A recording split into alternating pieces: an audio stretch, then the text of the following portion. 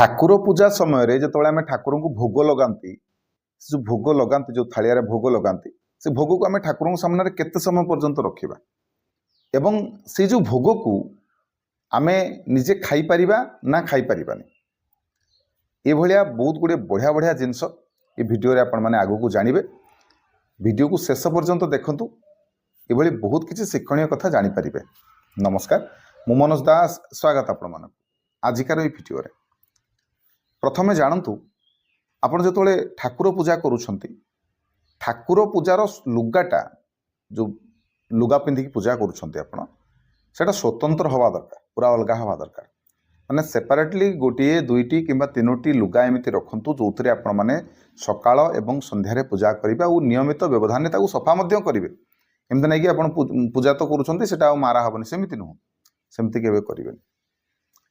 ଆଉ ପୂଜା କରୁଥିବା ସମୟରେ ଖାସ୍ କରିକି ଗୋଟେ କଥା ମନେ ରଖନ୍ତୁ, ଆପଣଙ୍କର ପୂଜା କରୁଥିବା ସମୟରେ ଯଦି ଘରକୁ କୌଣସି ବ୍ରାହ୍ମଣ ଆସନ୍ତି, ଘରକୁ କେହି ସେ ସମୟରେ ଯୋଗୀ ଭିକାରୀକି ମାଗିବା ପାଇଁ ଆସିଲେ, ଆପଣଙ୍କର ପୂଜା ବନ୍ଦ ହଉ ପଛେ, ପୂଜା କିଛି ସମୟ ଅଟକି ଯାଉ, କିଛି ଅସୁବିଧା ନାହିଁ, କିନ୍ତୁ ଯେଉଁ ଆସିଛନ୍ତି ମାଗିବା ପାଇଁ ଯେଉଁମାନେ ଆସିଛନ୍ତି କିମ୍ବା ଘରକୁ ବ୍ରାହ୍ମଣ ଆସିଛନ୍ତି, ଯୋଗୀ ଭିକାରୀ ମୁନି ଋଷି ସାଧୁ ସନ୍ଥ ଆସିଛନ୍ତି, ତାଙ୍କର ଆଗେ ସେବା କରିବେ। ତାଙ୍କର ଯେଉଁଟା ପ୍ରଥମେ ତାଙ୍କୁ ଟିକେ ପାଣି ଗ୍ଲାସଟେ ପଚାରିବା, ଏସବୁ ଜିନିଷ ଆଗେ କରିବେ। କିମ୍ବା ଧରନ୍ତୁ ଆପଣଙ୍କର ଯୋଗୀ ଭିକାରୀ ମାନେ ଆସିଛନ୍ତି, ଭିକାରୀଟିଏ ଆସିଛି, ତାକୁ ସେ କିଛି ମାଗୁଛି, ଆଗେ ତାକୁ କିଛିଟା ଯଥୋଚିତ ଦାନ କରିବେ, ଆପଣଙ୍କର ଆଗେ ଦାନ କରିଦେବେ, ତାପରେ ଆପଣ ପୂଜାରେ ପୁଣି ଲାଗିବେ। ଏ କଥାଟି ମନେ ରଖିବେ। ସେଭଳି ମନେ ରଖନ୍ତୁ, ଏଟା ବି ଜାଣିବେ ପ୍ରଥମେ ଆଗେ ଯେ କେଉଁ ଦେବତାଙ୍କ ପାଖରେ କ'ଣଟା ଲାଗେନି। ମାନେ ଆପଣ ଘରେ ଧରନ୍ତୁ ଦୁର୍ଗାଙ୍କ ମୂର୍ତ୍ତି ରଖିଛନ୍ତି, ଜାଣିବା ଦରକାର ଯେ ଆପଣଙ୍କୁ ଦୁର୍ଗାଙ୍କ ମୂର୍ତ୍ତିରେ ଦୁର୍ଗାଙ୍କୁ ଦୁବ ଘାସ ଚଢ଼ାଯାଏନି। এটা ଆପଣ ଜାଣିନଥିବେ, ଯଦି ଏଟା ଜାଣିବା ଦରକାର ଆପଣଙ୍କର, ହୁଏତ ଆପଣ ଚଢ଼ଉଥିବେ ଭୁଲରେ। ସେହିପରି ମା ଲକ୍ଷ୍ମୀଙ୍କୁ ତୁଳସୀ ଅର୍ପଣ କରିବେନି। ନାରାୟଣଙ୍କୁ କିମ୍ବା ଜଗନ୍ନାଥଙ୍କୁ ସିନା ତୁଳସୀ ଅର୍ପଣ ହେବ, କିନ୍ତୁ ମା ଲକ୍ଷ୍ମୀଙ୍କୁ ତ ହେବନି। ସେହିପରି ଭାବରେ ତୁଳସୀ ପତ୍ର ଶିବଙ୍କ ଉପରେ ଲାଗିବନି। ଯଦି ଆପଣ ଶିବଲିଙ୍ଗ ରଖିଛନ୍ତି, ଘରେ ପୂଜା କରୁଛନ୍ତି, ମହାଦେବଙ୍କୁ ଫଟୋ ରଖିଛନ୍ତି, ତାହେଲେ ସେଠି ଆପଣ ତୁଳସୀ ପତ୍ର ଚଢ଼େଇ ପାରିବେନି। ହଁ, ତୁଳସୀ ମଞ୍ଜରୀ ଚଢ଼େଇ ପାରିବେ, କିନ୍ତୁ ତୁଳସୀ ପତ୍ର ତ ଚଢ଼େଇ ପାରିବେନି। ସେହିପରି ଭାବରେ ବେଲପତ୍ର ଆପଣଙ୍କର ଦରକାର ହେବ ଯଦି ଆମେ ଶିବଙ୍କୁ ପୂଜା କରୁଛନ୍ତି ଘରେ ରଖିକି। ତେଣୁ ଏଭଳି ବହୁତ କିଛି ଜିନିଷ ଜାଣିବା ଦରକାର। ପ୍ରଥମେ ଜାଣନ୍ତୁ ଯେ ଯେଉଁ ଠାକୁରଙ୍କୁ ରଖିଛନ୍ତି ସେ ସବୁ ଠାକୁରଙ୍କୁ କ'ଣ ଚଢ଼େ କ'ଣ ଚଢ଼େନି, କେଉଁ ଫୁଲ ତାଙ୍କର ପ୍ରିୟ, କେଉଁ ଫୁଲ ତାଙ୍କର ପ୍ରିୟ ନୁହଁ, ଆଗେ ଜାଣିବା ଦରକାର। ମୁଁ ଏ ଉପରେ ଆଉ ଗୋଟେ ମଧ୍ୟ ଭିଡ଼ିଓ ନେଇକି ଆସିବି। ମୋର ଗୋଟେ ଭିଡ଼ିଓ ବି ଅଛି ଯେ କେଉଁ ଦେବତାଙ୍କୁ କେଉଁ ଫୁଲ ପସନ୍ଦ, ଆପଣ ଚାହିଁଲେ ବି ଚ୍ୟାନେଲରେ ସର୍ଚ୍ଚ କରିକି ଦେଖିପାରିବେ। ଆଗକୁ ଆଉ ଗୋଟେ ବିସ୍ତୃତ ଭିଡ଼ିଓ ବି ମୁଁ ଆଣିବି। ସେପରି ଜାଣନ୍ତୁ, ଆମେ ପ୍ରତିଦିନ ମା ବୃନ୍ଦାବତୀଙ୍କର ପୂଜା କରନ୍ତି, ସେଠି ଭୋଗ ବି ଲଗାନ୍ତି, କିନ୍ତୁ ସେ ଯେଉଁ ଭୋଗକୁ ମାନେ ତୁଳସୀ ଚଉରାରେ ଯେଉଁ ଭୋଗ ଦେଇଥିବେ ତାକୁ ଆଣିକି କେବଳ ଖାଇବେନି କି ଛୋଟ ଛୁଆଙ୍କୁ ଖାଇବାକୁ ଦେବେନି, ତାକୁ ଆପଣ ବିସର୍ଜନ ହିଁ କରିବେ। ବହୁତ ଲୋକ କ'ଣ କରନ୍ତି ନା, ତୁଳସୀ ଚଉରାରେ ଯେଉଁ ଭୋଗ ଥାଳି ରଖିଦେଲେ ତାକୁ ତା ପରଦିନ ସଫା କରିବେ, ପୁଣି ଭୋଗ ସେଠି ଦେବେ। ସେମିତି କରିବେ। ଭୋଗ ଲଗେଇଲେ ମାନେ କିଛି ସମୟ ପରେ ତାକୁ ଉଠିକି ଆପଣଙ୍କୁ ଯେଉଁଠି ପକାଇବା କଥା, ବିସର୍ଜନ କରିବା କଥା, ତାକୁ ବିସର୍ଜନ କରିଦେଲେ, ପୁଣି ଥାଳିକୁ ଧୋଇ ଦେଇକି ରଖିଲେ, ପୁଣି ଅଲଗା ଜାଗାରେ ରଖିଲେ, ପୁଣି ସକାଳୁ ଆପଣଙ୍କର ଯେମିତି ଭୋଗ ଦେବା କଥା ସେମିତି ଦେବେ। ଏ କଥାର ଧ୍ୟାନ ରଖିବେ। ସେପରି ଆପଣଙ୍କର ଦୀପ ଜାଳିବା ପୂର୍ବରୁ ପ୍ରତ୍ୟେକ ଦିନ ଦୀପକୁ ସଫା ବି କରିବା ଦରକାର। ଦୀପକୁ ସଫା କରିବେ ଏବଂ ଦୀପ ଜାଳିବା ସମୟରେ ମନେ ରଖନ୍ତୁ, ପ୍ରଥମେ ଦୀପ ତଳେ କିଛିଟା ଆପଣ ଧାନ ବି ଦେଇପାରିବେ, ଅରୁଆ ଚାଉଳ ଦେଇପାରିବେ ଏବଂ କିଛି ଫୁଲ ଦେବେ। ଆଉ ଗୋଟେ କଥା ବି ଆମକୁ ଜାଣିବା ଦରକାର ଯେ କମ୍ ସେ କମ୍ ଦୀପ ମନ୍ତ୍ର ଆପଣଙ୍କୁ ଜାଣିବା ଦରକାର ଏବଂ ଯେଉଁ ଦେବତାମାନଙ୍କୁ ଘରେ ରଖିଛନ୍ତି କିଛିଟା ମନ୍ତ୍ର ବି ଆପଣଙ୍କର ଜାଣିବା ଦରକାର। ତେଣୁ କିଛି ମନ୍ତ୍ର ଜାଣିବା ପାଇଁ ଚେଷ୍ଟା ବି କରନ୍ତୁ। ସେହିପରି ଯେହେତୁ ଆମେ ଘରେ ଠାକୁରଙ୍କୁ ପୂଜା କରୁଛନ୍ତି, ପ୍ରାୟ ସମୟରେ ଆପଣମାନେ ହୁଏତ ଆମିଷ ବି ଭକ୍ଷଣ କରୁଥିବେ। ତେବେ ଆଇଁଷ ଖାଇକି କ'ଣ ପୂଜା କରିହେବ ନା କରିହେବନି? ଦେଖନ୍ତୁ, ପ୍ରଥମ କଥା ତ ମୁଁ ମନା କରିବି ଯେ ଯଦି ଆପଣ ଆଇଁଷ ଖାଇଛନ୍ତି ତାହେଲେ ସେଦିନ ଆପଣ ଆଉ ଠାକୁରଙ୍କର ପୂଜା କରନ୍ତୁ ନାହିଁ। ଯଦି କେହି ଘରର ସଦସ୍ୟ ଆମିଷ ଖାଇନାହାନ୍ତି ତାହେଲେ ତାଙ୍କ ଦ୍ୱାରା ପୂଜା କରନ୍ତୁ। ନହେଲେ ଛୋଟ ଝିଅ ଯଦି ଅଛନ୍ତି, ଛୋଟ ଛୁଆ, ସେମାନଙ୍କ ହାତରେ ବି ଆପଣମାନେ ପୂଜା କରେଇ ପାରିବେ। ତାଙ୍କୁ କହିଦେବେ, ସେମାନେ ପୂଜା କରିଦେବେ। ଯଦି ସେମିତି ନାହିଁ, ସେମିତି ସୁବିଧା ନାହିଁ, ଆଉ ଖାଦ୍ୟ ତ ଆମର ଗୋଟେ ପ୍ରକାର ମାନେ ଜରୁରତ କହିଲେ ଚଳେ।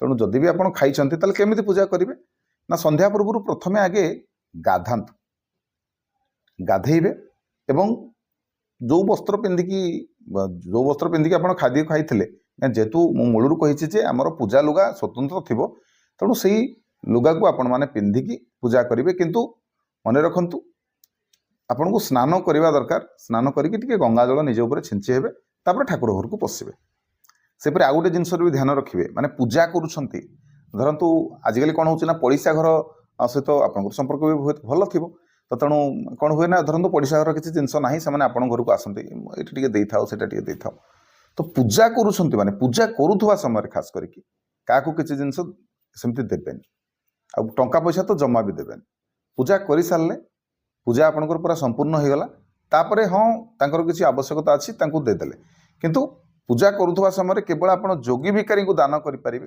ब्राह्मण मान दान करें आउे माने मो कहवा कथा धरतु क्या आम पड़िशा घर किसी जिन दौरान सी पुणी आमको फेरेबे ना कि आपण भी मागुवे आपंकर किसी गोटे हठात सरीगला आपड़ भी निर्भर रोथे तेणु सेमती अन्य जड़े अन्य जन को साहाय्य करवाटा किसी खराब कथा नुह कि पूजा करुवा समय एभली करेंगे ना सेपरि आ गोटे कथा मन रखु जिते आमे मंदिर जाती कौन मंदिर जाऊँ सोमवार धरतु आप शिव मंदिर जाऊँ कि जगन्नाथ को दर्शन करने जाऊँ गोटे कथा ध्यान निहाती भाव रखिए से घर मंदिर जाऊँ धरतु आम घर शिव दर्शन गले घर शिव दर्शन गले बाटरे मंदिर जीवा मंदिर पुणी दर्शन सारिबा फेरिक आसवा घर जीवा घर को आसवा घर मंदिर गला बेले 12टा जगार बुलिबालिकी बंधु बांधव बुलिबालिकी सेमती जीवानी मंदिर किंबा मंदिर रु फेरिला बेले अपा घर मौसी घर मामू घर होइकी भी फेरबानी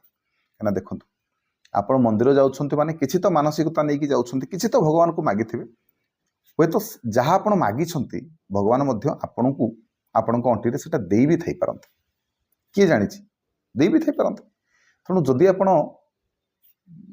भगवान पाखु आसिले मागिले हे तो आपको से किसी आपण झुड़ी में दे देते किंतु आप आसिले मामू घर रखीदे अपा घर रखिले पीउसी घर रखिले से जिनस तो सेठ रहीगला ना ये कथा मुझे कहीं कहूँ देखु रावण भी शिवलिंग को एमती टेकिकी नहीं जाऊला आउटी थोईदेला तापर उठे पारानी एमती बहुत किंवदंती अच्छी आमर केउझर माँ घटना तारिणी कही राजा को कौन कही जे तू जीवु मो पाउंजीर शब्द शुभ तू तोर चलू तू जोठी अटकबू मुझे रही तू पछक जो बुलिकी चाहबू मुझे रही से राजा भी कौतूहलवशतः पछक चाहिए माँ से शाल बण रही आए गले नले जाते कौटी जाते केउझर गड़ को जाते माने राजा को घरे जाइकी रही था किंतु माँ से रही तेणु आपण मैंने भी ठाकुर दर्शन करने जाऊँ दर्शन कले आपण घर को फेरिकी आसतु आज्ञा आपंकर बुलबार अच्छे सेपरेट अलग दिन देखिए बुलायापी कौटिकी जातु कथार ध्यान रखु आपंकर ही मंगल हम आपंकर कल्याण हम